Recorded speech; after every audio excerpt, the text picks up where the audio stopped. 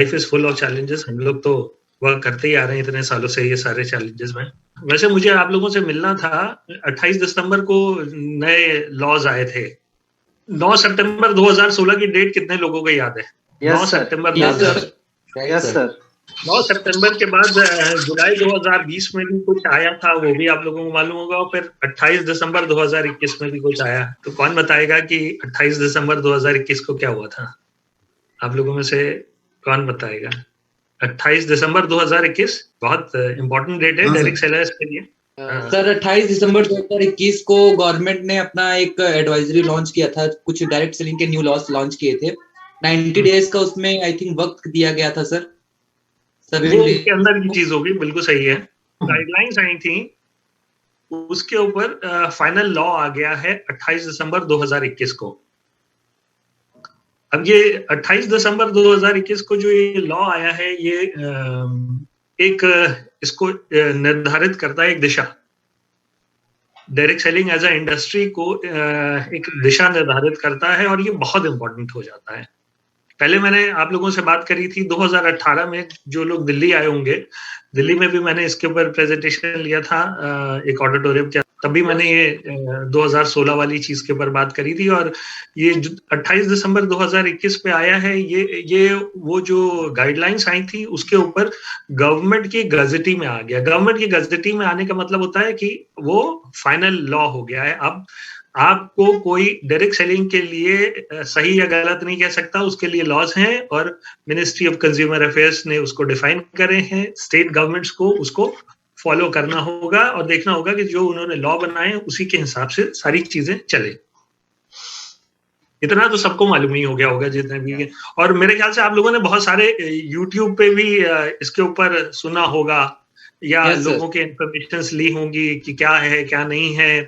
Initially तो कुछ confusion भी हो गया था क्योंकि जो लॉज आए थे और जो गाइडलाइंस आई थी उसमें 2-3 सेगमेंट में थोड़ा सा परिवर्तन सा लग रहा था, जिसकी वजह से थोड़ा कंफ्यूजन था। और जो डायरेक्ट सेलिंग के प्रकांड पंडित हैं जो अपने अपने हिसाब से उसको डिफाइन कर रहे थे और हम लोगों के पास क्वेश्चंस बहुत आ रहे थे एकदम से। चीजें जो है मेरे हिसाब से, मैंने आप लोगों को पहले भी बोला था कि जो गाइडलाइंस आई थी 2016 में, उसी गाइडलाइन को ही आप ऑलमोस्ट समझिए कि 95-98% बिल्कुल एग्जैक्टली वही स्टैंड आउट होगा। और जब 2016 में आई थी तो आप लोगों को मालूम है कि ड्यूसॉफ्ट ने अपना रिप्रेजेंटेशन दिया था, अपने डॉक्यूमेंटेशन दिए थे और कंज्यूमर अफेयर्स की साइट के ऊपर भी जो प्रोविजनल लिस्ट आई थी उसमें ड्यूसॉफ्ट का नाम आ गया था। देखा था आप लोगों ने? नहीं? यस सर देखा। जो भी उसकी दिशा निर्देश थे उसके अनुसार कंपनी ने वर्कआउट करा था और कंपनी ने अपना रिप्रेजेंटेशन दिया था और उसमें उसके सारे डॉक्यूमेंट सही पाए गए। तो उसके बाद उन्होंने उसको अपनी वेबसाइट के ऊपर डाला था। तभी उसके बाद हम लोग अपने बैनर्स में यूज करते थे listed with ministry of consumer affairs. करते थे नहीं करते थे? आप लोग देखते होंगे कि जितने भी आप लोग बैनर्स बनाते थे उसमें आता था। लेकिन इधर वाले जो लॉ आया ना उसमें थोड़ा सा चैलेंज था। थोड़ा सा चैलेंज क्या था कि क्या ये पिरामिड सिस्टम है? अब ज्यादातर लोगों को क्वेश्चन, अच्छा मेरे को पिरामिड सिस्टम के बारे में कौन बता सकता है? What is a pyramid system? मैं आप लोगों को थोड़ा सा ये क्लियर करना चाह रहा हूँ क्योंकि क्वेश्चन जहन में रहता है। और जब ये गाइडलाइंस आई थी या IDSA फॉर्म हुई थी या FDSA फॉर्म हुई थी तो लोग अपने अपने हिसाब से इंटरप्रेट करते थे और जो डिफरेंशियल प्लान वाले होते थे वो बाइनरी को पिरामिड बोलते थे। ऐसा आप लोग सुनते होंगे ना?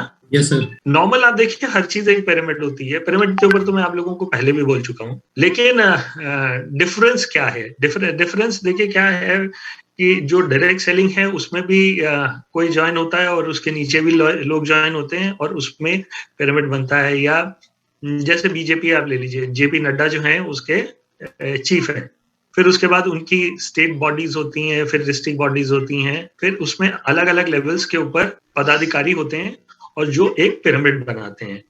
इसी तरह से इंडियन डिफेंस सिस्टम है। इंडियन डिफेंस सिस्टम में सबसे ऊपर कौन होता है? सर जनरल डिफेंस CDSA है। जनरल जो चीफ होता है वो आर्मी। अब तो एक नया रैंक भी बन गया सर, CDS। जनरल रावत क्या थे? सीडीएस। एक सीडीएस है, वो तो सीडीएस के ऊपर भी अगर कोई ऊपर होता है वो होता है प्रेसिडेंट ऑफ इंडिया। चीफ जो होता है वो प्रेसिडेंट होता है, फिर उसके बाद जो आता है वो डिफेंस मिनिस्टर आता है, फिर सीडीएस आता है। कभी भी आपको हायरार्की देखनी हो तो अभी 26 जनवरी की परेड हुई थी, तो 26 जनवरी की परेड को अगर आप ध्यान से देखिए तो आपको इंडियन जो पिरामिड सिस्टम है गवर्नमेंट का, उसकी हायरार्की की बारीकी नजर आ जाएगी कि कौन किसको रिसीव करता है, किस प्रोटोकॉल को फॉलो करा जाता है, क्योंकि वो एक स्टैंडर्डाइज्ड प्रोटोकॉल होता है। तो चीफ ऑफ डिफेंस स्टाफ के नीचे अब आ गए हैं तीनों डिफेंस के चीफ, एयरफोर्स, नेवी और आर्मी के। और आर्मी का चीफ जो होता है वो होता है जनरल। बिल्कुल ठीक बोला कि आर्मी का चीफ जो होता है वो जनरल होता है, और जनरल के नीचे फिर ये पिरामिड बनता जाता है। तो अब किसी भी सेगमेंट को देखिए, कहीं ना कहीं पिरामिड फॉर्मेशन हो जाती है। अब डायरेक्ट सेलिंग में इस चीज की कैसे हम इसको समझते हैं, बहुत वेफर थिन मार्जिन का डिफरेंस होता है कि एक पिरामिड जो सिस्टम है उसमें लीगल क्या है और इलीगल क्या है। आप अगर लिखना चाहें तो 2 वर्ड लिख सकते हैं, एक पोजीशन इंसेंटिव, एक परफॉर्मेंस इंसेंटिव। अब 2 वर्ड लिख सकते हैं। हो सकता हो आप कभी आप एक्सप्लेन कर रहे हो अपने डाउनलाइन को, या कभी कोई और मिला और वो आपसे इस सब्जेक्ट के ऊपर बात करे तो आप उसको क्लियर कर सकते हैं कि एक पोजीशन परफॉर्मेंस होता है, इंसेंटिव होता है, और एक परफॉर्मेंस बेस्ड इंसेंटिव होता है। अब सिस्टम के अंदर क्या होता है कि आप कभी भी ज्वाइन हो जाइए, कहीं पर भी ज्वाइन हो जाइए। हो सकता हो कुछ लोग जो हैं सन 2001 में या 2 में ज्वाइन हुए हों और वो अभी तक डिप्लोमेट नहीं बन पाए हों, और कुछ लोग जो है 2007 में ज्वाइन हो, 2015 में ज्वाइन हुए हों, या 2018-19 में ज्वाइन हुए हो और वो डिप्लोमेट बन गए। जो इलीगल सिस्टम होता है उसमें होता क्या है कि आपकी जो पोजीशन होती है वो आपके इंसेंटिव को डिफाइन करती है, और जबकि हमारे यहाँ जो होता है परफॉर्मेंस बेस्ड जो पोजीशन होती है वो डिफाइन करती है आदमी का रैंक, आदमी की लेवल। तो आप ड्यूसॉफ्ट में कई लोगों को देखते होंगे कि डाउनलाइन होकर के भी उनके माइल्स ज्यादा होते हैं और कई लोगों के अपलाइन होकर के भी माइल्स कम होते हैं। तो इसका बेसिक डिफरेंस क्या आया कि पोजीशन बेस्ड जो होता है वो इलीगल में आ जाता है कि आप पहले आए और आप पोजीशन होल्ड कर रहे हैं तो आपका बनता जा रहा है। और जो परफॉर्मेंस बेस्ड होता है उसमें जब आप दोनों लेग्स को चलाते हैं तो वो परफॉर्मेंस बेस्ड आ जाता है। तो फिर परफॉर्मेंस बेस्ड में और पोजीशन बेस्ड में डिफरेंस आता है। ये बहुत छोटा सा है लेकिन बहुत इंपॉर्टेंट होता है जब यहाँ आप क्लैरिफाई करते हैं या क्लियर करते हैं कि एग्जैक्टली व्हाट इज लेजिटिमेट और व्हाट इज नॉट लेजिटिमेट। इसमें एक बहुत इंपॉर्टेंट पॉइंट आता है कि आप जो रिक्रूट करते हैं या जो भी आपके डाउनलाइन में आता है, ज्वाइन होता है, वो उसको आप रिक्रूट करते हैं कि आप उसको प्रोडक्ट सेल करते हैं। अब यहाँ पर भी रिक्रूटमेंट और प्रोडक्ट सेल का डिफरेंस आपको अंडरस्टैंड करना होगा। आपकी डाउनलाइन में आप किसी को भी रिक्रूट कर सकते हैं, उसकी आईडी डाल सकते हैं, मतलब फ्री ज्वाइनिंग करा सकते हैं, लेकिन जब तक वो उसके प्रोडक्ट सेल नहीं होगी तब तक उसके कोई मूवमेंट नहीं होगा। तो हमारे सिस्टम के there is a sale of a product. अब sale word is very important. हम जो भी प्रोडक्ट देखते हैं वो सेल के ऊपर आता है, और अगर रिक्रूटमेंट होता है वो इलीगल हो जाता है, सेल जो होता है वो लीगल हो जाता है। अब किसी भी कंपनी में देखिए जहां पर भी सेल ऑफ प्रोडक्ट आएगा तो वहां पर कोई प्रॉब्लम नहीं होती है। ये मैं क्वेश्चन इसलिए ले रहा हूं क्योंकि आज की डेट में काफी सारी क्रिप्टो बेस्ड डायरेक्ट सेलिंग चल रही है। अब क्रिप्टो जो है वो क्या चीज है? एक प्रोडक्ट है कि एक सर्विस है? ये मैं सारे चैंपियन से पूछ रहा हूँ। सर्विस है सर। क्रिप्टो जो है वो प्रोडक्ट ना होकर के सर्विस है, और मैं कहूँ वो प्रोडक्ट है तो आप उसको कैसे मना करेंगे कि वो प्रोडक्ट नहीं है? कि उसका कोई फिजिकल प्रोडक्ट नहीं है, वो सब टोटल डिजिटल के ऊपर आधारित है। डिजिटल पे है सर, वो डिजिटल पे है, फिजिकल नहीं है, तो प्रोडक्ट वाली चीज हट जाती है ना? तो वो डिजिटल है। अब डिजिटल जो है वो किस चीज में आ जाएगा? वो सर्विस में आएगा कि नहीं आएगा? सर्विस में आएगा सर। ये वाली चीज है, क्योंकि आप लोग सब लीडर्स हैं, ये अंडरस्टैंड करिए। जो क्रिप्टो है वो बेसिकली एक एसेट है। एसेट कैसे? अभी बीच में आप लोग सुन रहे होंगे कि गवर्नमेंट भी इसके ऊपर पार्लियामेंट में बिल लेकर के आ रही थी इसको डिफाइन करने के लिए इसके बारे में, लेकिन हो नहीं पाया इस विंटर सेशन में। उसमें भी एक क्लैरिटी आ गई है कि ये जो क्रिप्टो है ये ना प्रोडक्ट है ना सर्विस, एक एसेट है। आप एसेट की तरह इसमें इसको खरीदते हैं कि आपने खरीद लिया जो एक डिजिटल फॉर्मेट में है।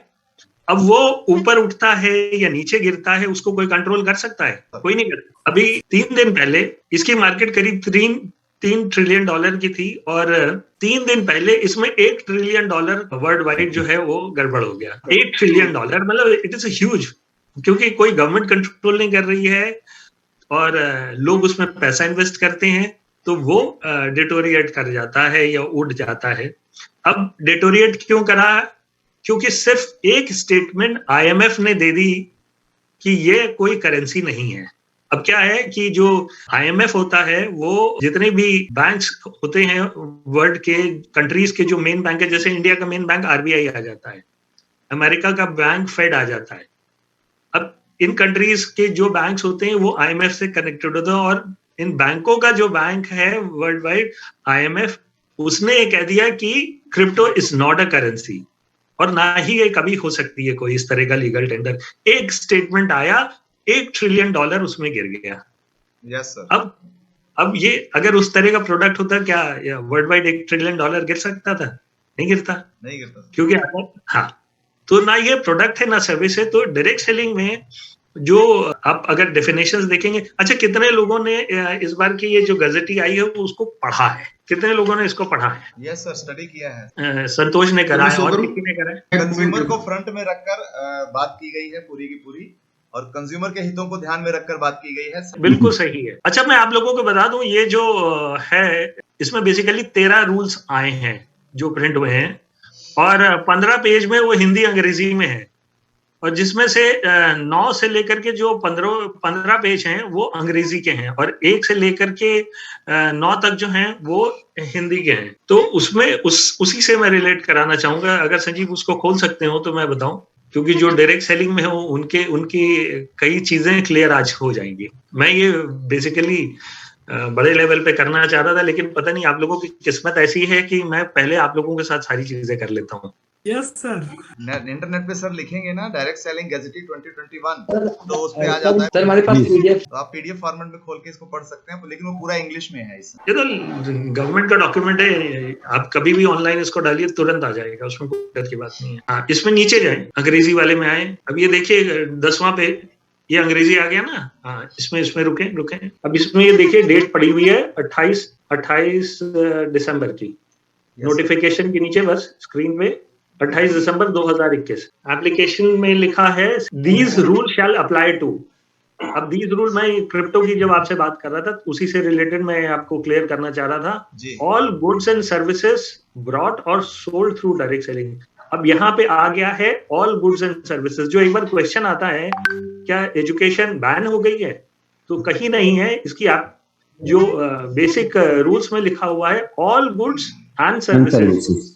हाँ, अब हमारा जो ऑनलाइन वाला सिस्टम होता है, जो हम ऑनलाइन एजुकेशन वाला प्रमोट करते हैं, वो सर्विसेज में आता है और जो हमारी किट जाती है वो गुड्स में आता है। तो मेरे ख्याल से इस डेफिनेशन से आप लोगों को ये क्लियर होगा कि एग्जैक्टली ड्यूसॉफ्ट कैसे स्टैंड करती है। ये जो गवर्नमेंट के रूल्स आए हैं, जो लॉ बना है, उसमें ऑल गुड्स एंड सर्विसेज है, कोई भी आप गुड और सर्विस ले सकते हैं, ठीक है। अब बी वाला देखिए all models of direct selling. अब यहाँ पे कहीं डिफाइन नहीं है कि बाइनरी है कि डिफरेंशियल है कि सिंगल लेग है या किस तरह का ऑस्ट्रेलियन बाइनरी है, मैट्रिक्स है, मल्टीपल लेग्स है, कोई डिफाइन नहीं है। यहाँ पे लिखा है all models of direct selling. Yes sir. तो इस ऑल मॉडल्स में बाइनरी भी आ जाता है, तो यहाँ पे जो हमारा कॉन्सेप्ट है वो बिल्कुल क्लियर हो जाता है, ठीक है जी सर। और तीसरा और direct selling entities. Direct selling entities यहाँ पे कंपनी के लिए कहा गया है, यानी कि आप कह सकते हैं all companies offering good and services to consumers in India. तो ये ड्यूसॉफ्ट में आता है और यहाँ पे हम सेल ऑफ प्रोडक्ट करते हैं, ठीक है। All forms of unfair trade practices across all models of direct selling. Unfair trade practice किस तरह से हो जाती है? जब आप किसी से कहें कि हमारी ये दवाई है, अगर आप इसको खाएंगे तो आपका कैंसर ठीक हो जाएगा, बगैर किसी उसका साइंटिफिक सॉल्यूशंस के या साइंटिफिक उसका क्लियरिटी के साथ। ये अनफेयर ट्रेड प्रैक्टिसेस में आ जाता है। जब आप किसी को क्रिप्टो के बारे में बता के कहें कि इसमें आपका बढ़ जाएगा, क्रिप्टो का अनफेयर किस तरह से हो जाता है? क्योंकि वो ना प्रोडक्ट है ना सर्विस है, पहली चीज में खत्म हो जाता है। और दूसरी, उसमें आदमी कहता है कि आपका 1000 जो है 1 करोड़ हो जाएगा। अब जो चीज कंट्रोल नहीं कर सकते, क्योंकि सेल ऑफ अ प्रोडक्ट होना चाहिए डायरेक्ट सेलिंग के अंदर, तो वहां पे ये अनफेयर ट्रेड प्रैक्टिसेस में आ जाता है। तो ये काफी कुछ इन लोगों ने इस तरह की कंपनीज को बैन करने के लिए करा है। या इसमें अनफेयर ट्रेड प्रैक्टिस में क्या हो जाता है कि आप किसी से कहें कि मान लीजिए कंपनी में, ये मैं आपको एग्जांपल पहले भी दे चुका हूं कि मान लीजिए एक कंपनी में 1 करोड़ आता है एक मंथ में, और उसका डिस्ट्रीब्यूशन अगर होलिस्टिक वे में देखिए तो वो 1.5 से 2 करोड़ डिस्ट्रीब्यूट होता है। वो भी अनफेयर ट्रेड प्रैक्टिस में आ जाता है। ठीक है, अब और थोड़ा सा नीचे गिरिए डेफिनेशंस में। यहाँ पे कई चीजें हैं। एक्ट मतलब consumer protection act, cooling of period मतलब जितने में आदमी कूल ऑफ करके रिटर्न कर सकता है, cooling of period. Direct seller जो है वो एसोसिएट को बोला है, और डी में डायरेक्ट सेलिंग एंटिटी जो है वो कंपनी को बोला है। अब जो आप लोगों के लिए इंपॉर्टेंट आ जाता है वो एफ आ जाता है, मनी सर्कुलेशन स्कीम्स, जैसे डिफाइन है प्राइस चिट और money circulation scheme banning act 1978। ये 1978 का जो लॉ है उसमें ये आ जाता है, जहां पर मनी सर्कुलेशन होता है। यहाँ पे क्या है कि सेल ऑफ अ प्रोडक्ट होता है और सेल से एक इंसेंटिव डिस्ट्रीब्यूट होता है। तो लेजिटिमेट और इलेजिटिमेट वाली जो फर्क है यहाँ बहुत इंपॉर्टेंट हो जाते हैं।